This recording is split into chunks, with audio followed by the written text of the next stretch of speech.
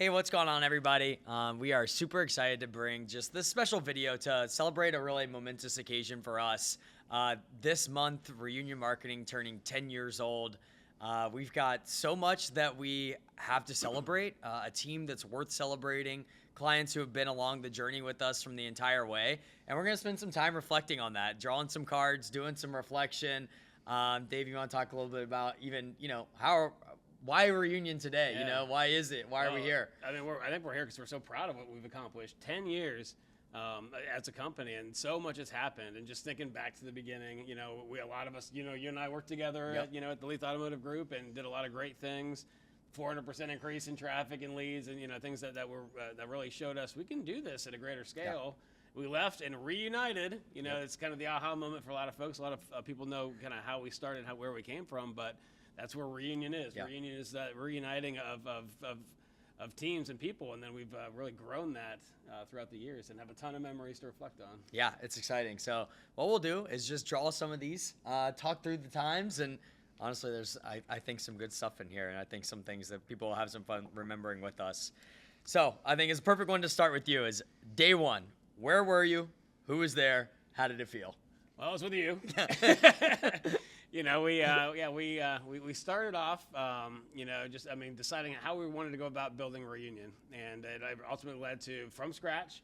We dug deep into our own pocketbooks, right? And we had our last day at that Leith, and we left and said, okay, here we go, here we get started, and then we're off to the races. I think we stopped by Flying Saucer for one quick beer, quick beer, right?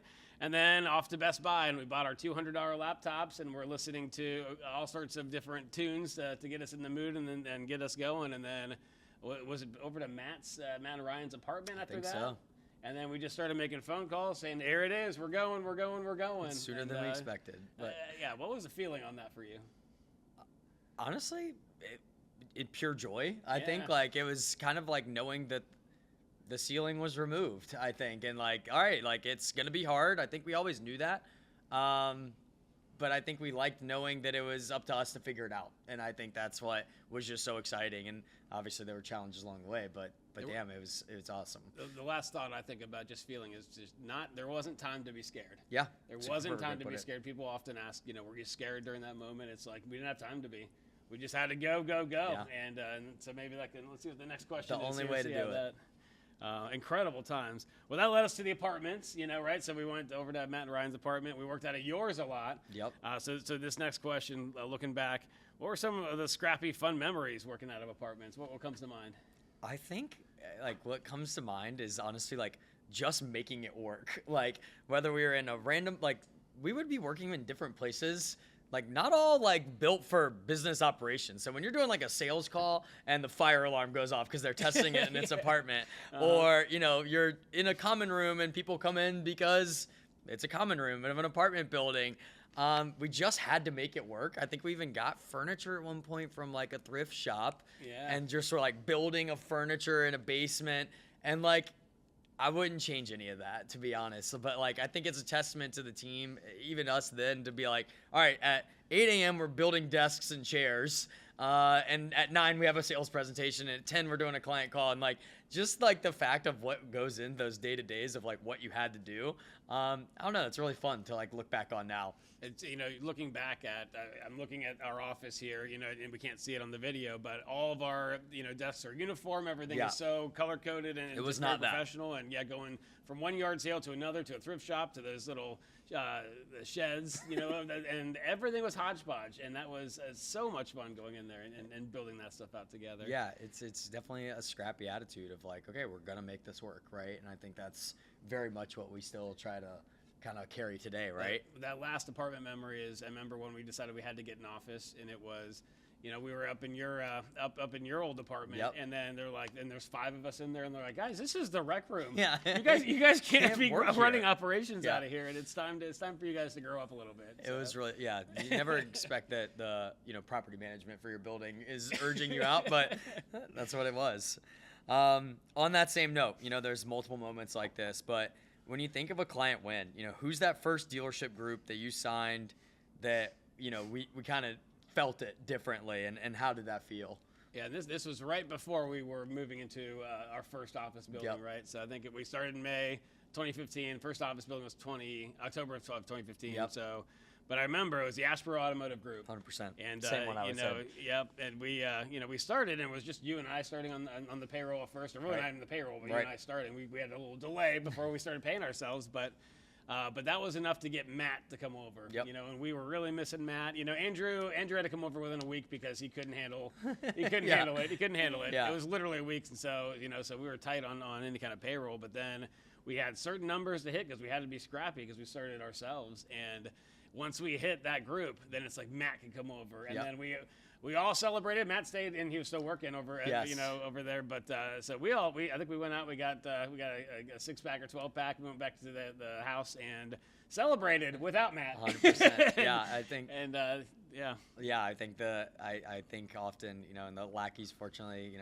Chris and Dan still with us today, celebrating love those 10-year guys. anniversary today. Just bought a and- car from them. yeah, you just bought a car from him. And I think that's, that's the one for me too, that it I just remember being like, okay, like we can go in there and do this off a cold call, which is pretty cool too. Yeah. We walked in. Yeah, we just walked in and met Yeah. Chris, which was awesome. Yeah. Those went all sorts of different ways when we were walking. Yeah, in. not all great. Yeah. Not all great That's- on the cold calling efforts. That's, but that's just another fun part of the memory is that you and I would just go on road trips all across the state, just walking in saying, "Hey, we know stuff. We built some pretty strong things here, and then now we're trying to do it on our own, and it worked. Yeah, got to be scrappy. That's Gotta be scrappy. If you want to do it and you want to do it that way, you got to be scrappy. yeah, I think it was fun. It was fun to look back on now. All right, what's next? Oh, well, we talked about some tough challenges there already, so throughout 10 years, maybe fast forward even a little bit, like what was the low point, difficult chapter that really kind of shaped the team, the culture? What was maybe the toughest challenge or one of the toughest challenges we've had? That's a good one. I think, obviously there's a lot. Digital marketing itself, it continues to evolve, right? But I think from a cultural standpoint, I think I have to go with the pandemic, COVID era. At that point in Reunion, 95% of people were in the office in downtown Raleigh every day, right? And then all overnight, we went to a remote company or hybrid, at least at that time. Then we were like, okay, what are we even doing? And we made a pact at the beginning, I believe, to do whatever we could to not lay people off. And so, that came with some challenges, and we did it, right? And we did that. So all through the pandemic, through shutdowns and dealerships being shut down, and then essential businesses, remember that term? Like that, crazy to think back now. But I think along that way, us committing that we're going to keep everyone we can. I think that just, for me, is okay, we're employees first, and I think that's great, and something I hope is still felt today. And then, to then also, though, lean in and say, we can do Zooms. And I think that led us to, Amy Peck and lots of people with us today that, we've said, let's go get the best people for our team and for our clients, be damned if they're in Raleigh or not. And I think to be able to take those two things, and that's all within a 2-month window that we made those really huge decisions. And, COVID lasted a lot longer than I think anyone expected. So that I think those are decisions we made then that, were low. And I just remember damn, I hope the phone doesn't ring today, right? Because dealers were pressing, and it was a really challenging time, and I think we came out way better on the other side. I think, if it would have happened 3 years earlier, it might have looked a whole lot different. 100%. It's, I think one of the wisest things that we ever did was, as we set goals, and we're big on setting goals, and I think that's a big reason we're here is because we set them and build accountability on the way back. But we wanted that fortress balance sheet so that if we had any major obstacles happen, that we could make sure that we could maintain the team and keep the culture and keep the team together, and we were able to do that. So that's probably one of the proudest moments for me. Absolutely. I think definitely one of those points, right? Kind of right in that same vein, which is perfect. Kind of a cultural milestone. When did you realize the team had developed a culture that was worth fighting for and worth building upon? Oh man, I felt it from the beginning, really. Because the whole reunion is that core culture coming together. Yeah, but I think as we started building the team, we started recognizing that we were hiring folks that really fit and met that mold. And we did an exercise, and I believe it was 2017, if I can recall back, where we really just started word clouding all sorts of different, characteristics that we really great. loved about folks in the team. Sandy, who used to work here, who was always encouraging and elevating, and I think she's coming to our 10-year. And just, doing all those things to hold people up to high expectations. Mike Bukowski, always getting stuff done, never letting anyone down, always hitting the milestones. And so we started writing all this and word clouding it. And so we recognized, gosh, our whole team has this culture. Yep. And I think that allowed us to build a framework, to really define our core values for the first time after 2 years. And we lived to those every day we're talking about it through Slack and encouraging each other and living those core values. And we built a team around that. Yeah, I think, we still hire based around it today, right? You got to be able to show these qualities and reflect upon it. And yeah, I think that's great. The core value exercise one, I don't think about much, but that's a good one. I literally love that. Need the cue cards for him, I guess. Kyle, our EOS consultant, is watching this. He's going to be really proud. Wait, I think it's me. Did you just Is give it me? one? You're right. It's you. Yeah. So let me read it. All right. Uh-oh. I think you already saw it. Breakthrough strategy. Oh, this is fun. Okay, so, what was a specific campaign process test, new initiative that we did that helped us unlock new growth for Reunion? It's got to be Keylift. It's got to be. I think at our root, being an SEO company or SEO search company, we've all gone through the challenges of, how do you visualize this? How do you help a dealership see what SEO is doing for them? And when we did Keylift, the process even of analyze and, and moving through these different stages of execute and then results, and I just think it allowed both internally and externally people to see where they were in our process and what they could expect. And when we visualize that, I just remember going to Digital Dealer with this PDF and people being like, I get SEO for the first time. I understand what you're going to do for me. I understand why it works. And obviously that really propelled us, right? And I still believe today that showing that in our presentations allows dealerships and customers to see, all the kind of the method behind the madness, if you will. Yeah. So it's got to be Keylift for me, 100%. We're probably about a third the size when we developed that, I'd say. Yeah, probably.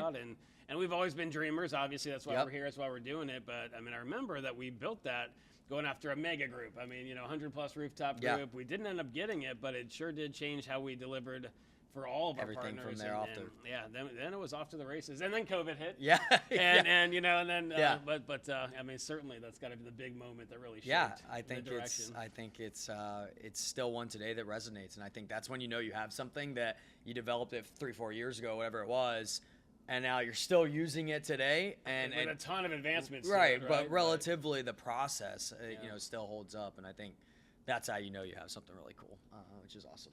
All right, now my turn, right? Yep. Which is, I think, a good one as well. So the big pivot, what's a decision that you look back on that we either started or stopped doing something that significantly changed our business? There's been plenty of them. I think it also goes back to about 2017, the end of that year. Yep. When we recognized, I think we had about 25 employees at that point, and it was really tough to all be rowing the same direction, to all be aligned on where we're going, where we're headed, why we're doing those things. And so we started EOS, with Kyle, who we still work with today. And right. We love our consultant who really helps us stay organized, stay aligned. And one of the things that I'm thinking about sharing during our 10-year party coming up is, some of our goals from the first year. I think one of them is get a pool table in the office. It wasn't all great. We had some good ones in there too. We had growth ones, but that really helped us reshape the way that we looked at everything. And we started dreaming at that point what 10 years down the road looks like. And you know what? We're actually pretty much living that right now. And we built some more accountability around 10 years and got to be somewhere after 3 to get to 10, after 1 to get to 3, and then we have our L10s and rocks to get along the way. And we've created an accountability structure with our team that really allowed us to not just have the dream, but live up to it and recognize what we needed to do. And so that, without that, I think it does look a little bit different today. I think that's great. That is for sure one of the most fundamental, right? It really has to be. The other one that just comes to mind that I'll touch on is when we decided that we didn't have to do everything to be really good, right? Like, we are really good at the services we do, and like I think it's easy for companies to be like, oh yeah, I can do specials and I can do email and I can do that, and then like it's easy to bolt it all on, and like it's easy to see how that happens. And I think when we decided, nah, we're going really, inch wide but mile deep at these 2 or 3 things. That's where our customers, I think, saw the biggest impact. Jack of all trades, master of none. That's exactly right. And we like exactly being the right. masters, right? And, exactly right. Yeah, and that was another big moment that propelled a ton of growth for us. 100%. So. It's a Love bummer. it. Love that. All right. Keeping it and rolling. what is next? Keep it rolling here. Scaling moment. When did it go from we're surviving to we're scaling, we're thriving? Whew. Still feel that's a challenge. That is a good one. I think the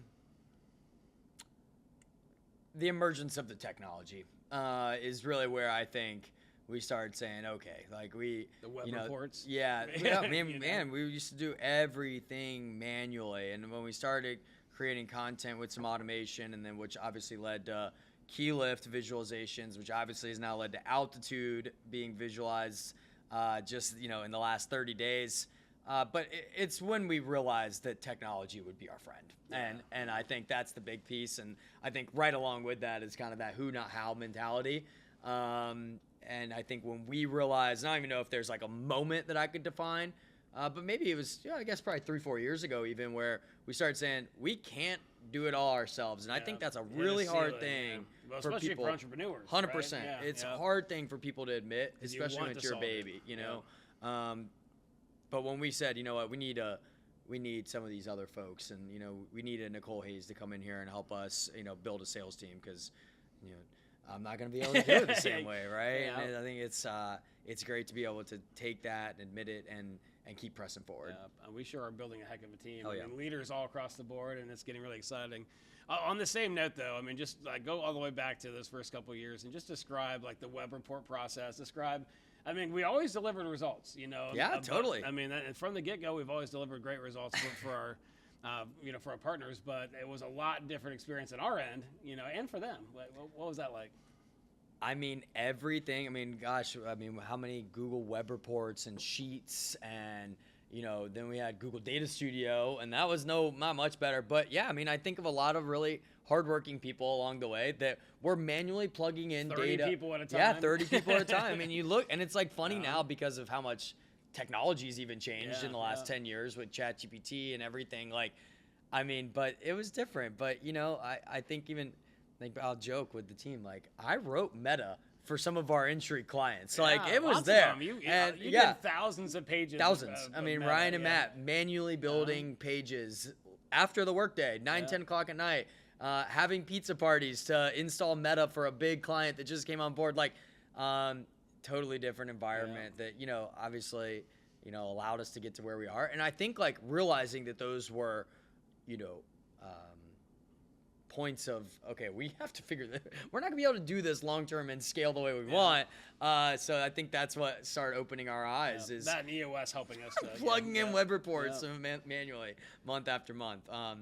Matt might still use one somewhere. I don't know. But it's definitely a different environment, right?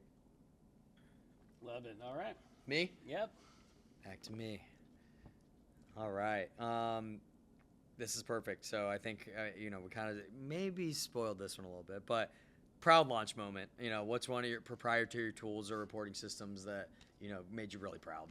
Well, so we talked about key lift. Yeah. So, I'm going to actually just go up to what we just did. Yeah, I think you have to, right? 10 years is a long time. A lot of things happen. And I really do think that what we just launched in Altitude is the biggest launch we've ever had. I agree. And it integrates all of the key lift tech and the adapt tech and localized tech and puts the markets in front of a dealer where you can really see how much I'm selling compared to the competitors everywhere. Totally. And then the ability to overlay all of our strategies and tech on top of the market. And marketing starts with market, and really seeing that. The results are sick. I mean, we are one of a kind in how we go about doing this. I mean, it is one of our best differentiators ever.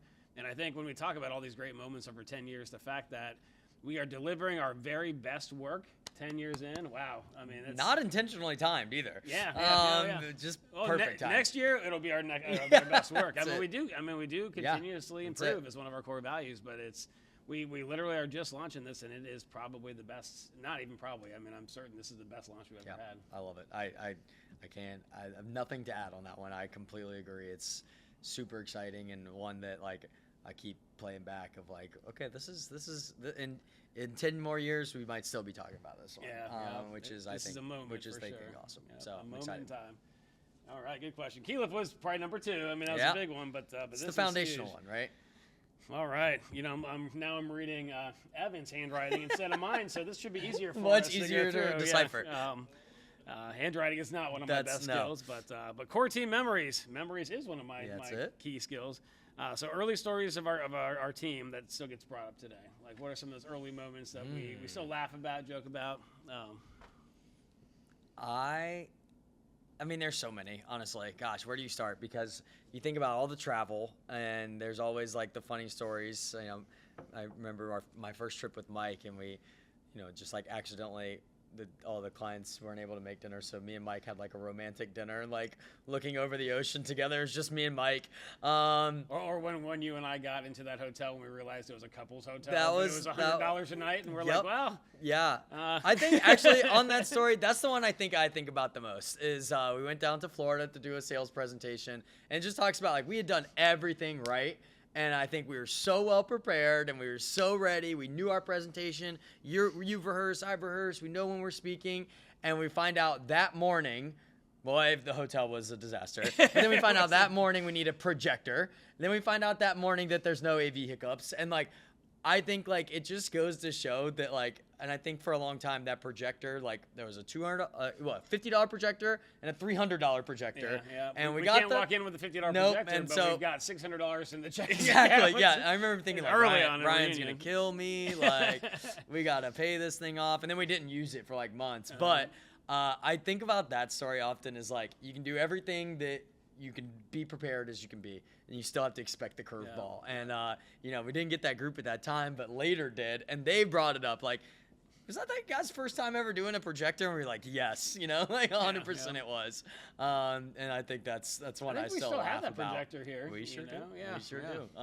So I think that's a story I think about often. That's funny. Honestly, Yeah. that's a good one. I also think about me and you early.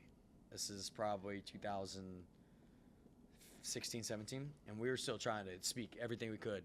And I remember me and you, we got back from Vegas, found out you got accepted at driving sales, flew all the way back to Vegas, and the Southwest baggage guy was like, damn, y'all were just here last week. When we were recognizing Vegas. And I was like, man, we got to go home. But when you're out there hustling like that, we made an impact on that guy somehow along the way. So I think that's cool. There's one more I want to bring up too, and I think you liked it half the time, and half the time you're like, all right, Dave, but we had so many of these sales presentations that first year, and it was pretty much if we don't make this sale, then payroll might not happen. We don't get to hit some of these growth goals, and I mean, it got that first year, especially not being backed, outside of ourselves, was hard. And so I recall the story about when my dad was younger in college, and he used to always wake up every morning 6 a.m. Because he was up late working, and then had to get to class, and he put on the his record, his Eagles record, take it to the limit. Take it to the limit. So before every sales pitch but one, like a motorcycle dealership, I think we played Metallica. Yep.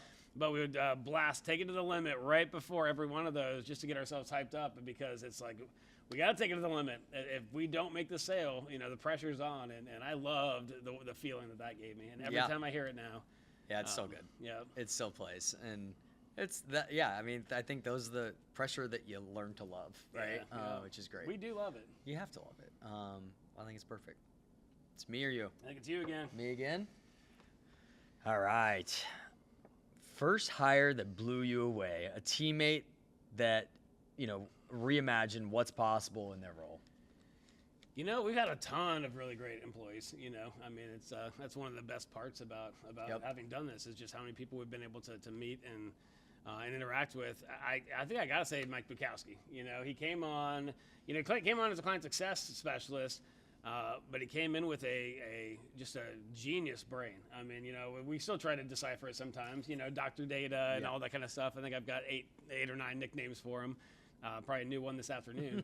But he just, with how smart he was and how he thought differently, and he really did kind of he brought a level of intelligence that really helped shape direction and for our team. And he is just, I'm so proud of what he's done over the last 9 years, because he came in within a year, and it's like, wow, we're bringing in some high caliber already. And so that's the first one I think of. Yeah, it's perfect.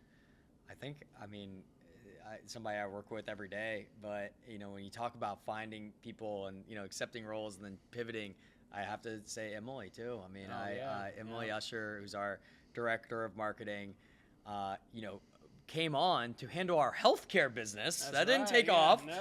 That did not take off the right way, and then was handling all SMB, big category there, and that wasn't working. And then we moved her into the marketing director role. She's incredible. In February of 2020. Marketing manager role, and then just the support she gives to the team and the company on a day-to-day basis. It just continues to deliver and continues to grow. Those two together are the ones I think of first for sure. Yeah, two great examples. Great examples. All right, it is you again.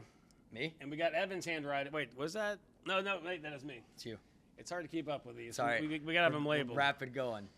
Reunion retreat. Okay. All right, so a company event, just thinking back about, maybe our annual retreats, quarterly retreats, or leadership meetings that we have with the team. Any breakthrough moments that you can recall during those, any memories that really stick out, or maybe a funny one, tradition that we might do with some of those things? I'll go both. I know tradition. I know what you're going to say on that. Easy. Oh. Yeah, you'll love it. I think every quarterly that we do is impactful. I think every annual we do is more impactful. I think this last one we did was the first time we all gave it a 10 out of 10 score, one of the first times. Yeah. And I think it was just because we were really talking about forward vision. And I think that also spurred us at the end of last year to start doing dedicated leadership days with our full director team, where we're sharing the goals and then really digging into problems that day and open communication. And we've really, I think, learned a lot from our director team and our management team and leaderships that are saying, hey, I know you guys want to be here. Here's where we are, and how do we, elevate the experience to get there. And I think the best alignment we've ever had. And I think that series, I'll say, is great. When I think of tradition, I have to say, every year at our annual, and Dave hates it. I despise it. Despise with a passion. But we do it at Lake Gaston, North Carolina. I think the water temperature is usually 10 degrees. It feels like 10. But we convinced ourselves that we had to jump off the second-story dock into the lake at night. A full-on, real cold plunge, and it's cold. It's brutal. But every year that we've done it, we've had our most successful year of all time. So the streak lives on, and it's freaking cold. If we don't do it, we might not have our. We've grown every year along 10 years. It's cold. And if we don't do it, apparently we're not gonna. We have to drag you in every year, and Matt. I'm not doing it, guys. Matt leads in every year. He's the first one in. He's the first one in. I'm pretty sure he's done multiple cold plunges at this point, but it's just kind of who he is, which is great. So I love it. That's a fun one. It's perfect. All right. Man, this is a great one. One of my favorites. The client who became family. Who's a dealership relationship that grew into something, more than just business. Well, I know there's a couple that come to mind here. Yeah. So I'll do one and you do one. Yeah, perfect. I think about John Nunley, and the Jack Daniels team. Yep. That's it's him. In particular, but that whole team out there. Really has felt like family. We've been working with them for the majority of Reunion's time, about 9 years, and they've always set high expectations for us. They've always given us very candid feedback, but they've always treated us like true partners. And you'd say the word family. It's holidays at Christmas. Sending text messages back and forth with John, and he was very loud and adamant about us getting in the Audi program, and just really, supports us and encourages us. If we don't give Andrew Kocha a shout out right now, this moment, then John's going to probably text us and ask him. He's somehow watching right now. Yeah, I know. He's just so elevating for us, our whole team. And he's rooting us on, and he expects us to keep doing great things. And couldn't be happier to have a partner like that. That's I'm an ideal kind of partner. And then I know you have another one that Yeah, I could go. There's so many. There's so many. Of them, I have to go with the Carter Myers crew, specifically Jason Mahoney, who I just feel like has helped push me and us, and just gives us just real tangible feedback that makes you feel closer. At NADA, they gave me my own CMA name tag, which is just a really proud moment of like, hey, we're in this together, and we're gonna help you, you're gonna help us, and we're both gonna push each other. And I think that is like just such an ideal relationship where, you care about each other, and he's a good Carolina basketball fan too. So there's plenty to talk about all the time, both business and personal. And I just think of the world of those folks, and anybody that's helped, give us constructive feedback along the way on how to be better, I think is the best. And we could go on and on. I mean, Eric Kirks is great. Eric Kirks, Aaron Hudson. Yeah, Aaron Hudson over there. Yeah, I got to give Dennis and Tiffany. Dennis and Tiffany you're going great. in a couple weeks, so there's so many. So many great people. Yeah. Tyler Roush, Superior Automotive Group. Yeah. Man, I can't forget that guy. Yeah, I mean, we His could go on and feedback on. is incredible. Yeah, We could go on and on. Those are the best ones. We're better as a result of having 100%. I mean, that's why we do it, right? Which I think is so impactful. Awesome. All right, me here. Last couple. We got 3 to go. Is that right? All right, we're getting down to the end here. Oh, there's plenty of NADA stories. Plenty of them over the time. But the first time that we saw Reunion Marketing, the booth up there, talk through the pros and cons about how that felt. Well, the first time we saw Reunion up there was a bit delayed because our first NADA that we exhibited, we were super proud.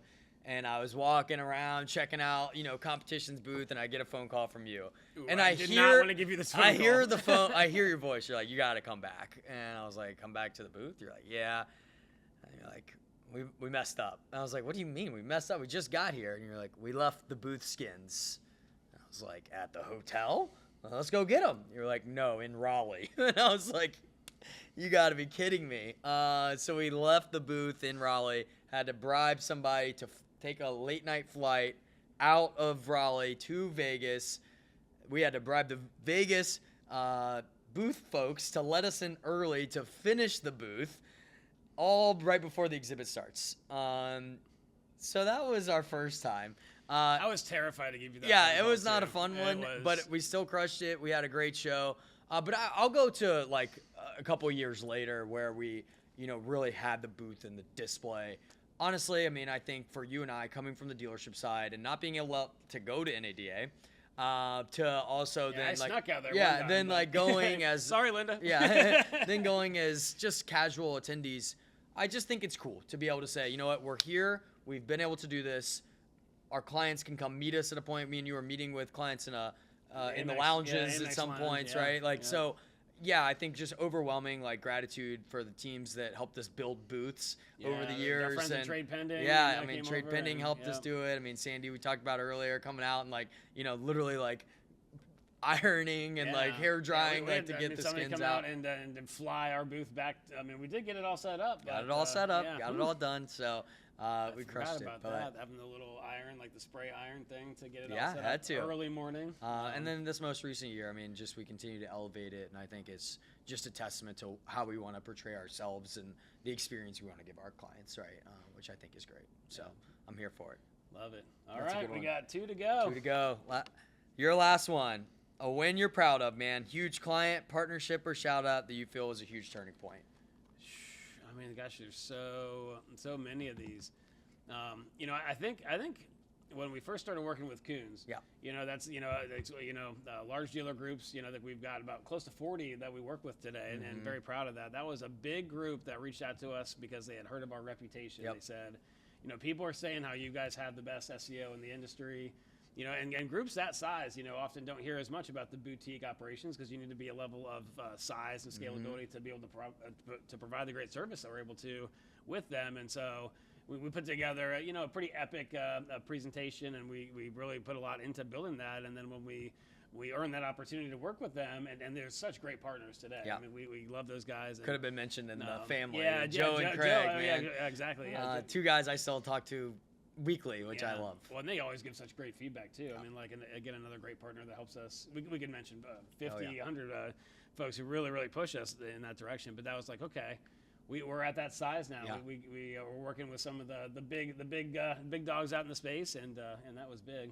Yeah, I love it. I'll also just say Zimbrick, which we started with 3 stores. Yeah. We presented to the first 3, Dave Massar, while standing in a kitchen. Dave Massar, another guy, gives a ton of feedback to us. We were staying in a kitchen when they adopted us. And when we got that whole group, which was a couple years later, that was just like a cool moment of like, okay, we can land here, prove our worth, prove what we can do, and that's going to help us grow. And I think that was a cool one for me too.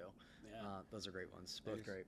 Last one. All right, here we go. Last one. A lot of great memories. Yeah, we could go on all day, but we got to get back to the real stuff. Back to the other stuff here. All right, industry respect is the title on this one. So, what was the time when Reunion was first recognized as a leader in the space?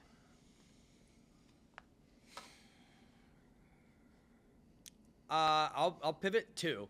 I think the story I was referencing earlier, where we did the 2 back-to-back speeches, and it was really about like Google Analytics and like building a budget. And I think Denise Chuddy and like you know, I think Denise had brought you out there to help with that. And so I think people knew we were smart then. I don't know that everybody knew what we did then, but I think that's a big one. I think about your keynote at Driving Sales, where we actually talked about leaning into technology and not being afraid to fail. And that was still one of my favorite presentations that we've done. I think those are 2 that I think of. And then I do think, you know, with the launch of Altitude and stuff, people are like, okay, those guys they're not going anywhere, right? Like they're going to keep on innovating. And that's what I want people to think when they think of Reunion, is that culture of innovation, which is, but those are like just quick 3 moments that just easily come to my mind there. Well, the most valuable insight one that we got with the keynote was our first place one. We had so many, you know, 2nd or 3rd places. Our friend David Kane, you know, we came in 2nd place at the Shark Tank how many times? And to the point I'm not doing it anymore, so he knows that. Yeah. You know, I don't know what happened there, David, but you know, but that was a big one where it's like, number 1 most valuable insight, you know, in the industry, and that was really big. And you know, it's you know, I think also about, you know, being in the Inc. 5000 and you know, just I mean all these things that we love a good trophy. You know, we love a good trophy, but I mean, it's because we're just proud of the work we do. And, you know. 100%, man. I'm proud of the work we do, proud of the work we've done, and what's to come. That was really fun, honestly. I think we knew it would be fun. I think it was great. For those of you watching and have been along with us on this journey for 10 years now, thank you for everything, the support, the feedback, for making us better and giving us the opportunity to do what we love, which is building this business to keep everybody happy and results going strong. So thank you all for your support, and we look forward to continue to deliver for you. Cheers to the next 10. Sweet. That was fun, dude. Yeah, that was fun. I enjoyed that. Yeah, we had